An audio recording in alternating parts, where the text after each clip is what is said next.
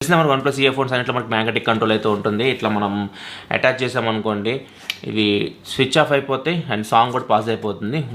Once మీరు మళ్ళీ ఇట్లా ఓపెన్ చేస్తారు అనుకోండి వీటిని మీకు ఇవి స్విచ్ ఆన్ అయితే ప్లస్ మీకు సాంగ్ కూడా ఎక్కడి నుంచి మీరు ప్లే చేస్తున్నారు అక్కడి నుంచి మీకు పాజ్ అవుతుంది.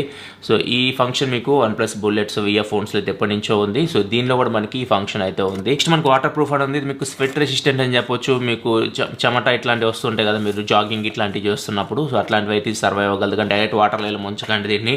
నెక్స్ట్ క్విక్ స్విచ్ దీని తర్వాత నేను చూపిస్తాను మీకు. అండ్ లో లేటెన్సీ మోడ్ అని చెప్పేసి ఉంది. ఇది ఓన్లీ ఫెనాటిక్ మోడ్కే వర్క్ అవుతుందని చెప్తున్నారు. వన్ ప్లస్లో ఫెనాటిక్ మోడ్ అని ఉంటుంది, వన్ ప్లస్ గేమింగ్ మోడ్ అని చెప్పొచ్చు అది. సో దానిలో అల్ట్రా లో లేటెన్సీ మోడ్ ఉంటుందని చెప్తున్నారు. జనరల్గా నేను గేమ్స్ అయితే ఆడాను. నేను 2 ఫోన్స్ కనెక్ట్ చేశాను. ఆండ్రాయిడ్ ఫోన్ S20 కనెక్ట్ చేశాను అండ్ ఐఫోన్ వచ్చేసరికి ఐఫోన్ 11 Pro Max కనెక్ట్ చేశాను. గేమ్స్ కూడా ఆడాను. నాకైతే ఆడియోలో డిలే అయితే నేనేమి ఫేస్ చేయలేదు. సో ఒకవేళ మీకు వన్ ప్లస్ ఫోన్ ఉంటే మాత్రం వన్ ప్లస్ ఫెనాటిక్ మోడ్లో ఇంకా మీకు లో లేటెన్సీ ఉంటుందని చెప్తున్నారు. నార్మల్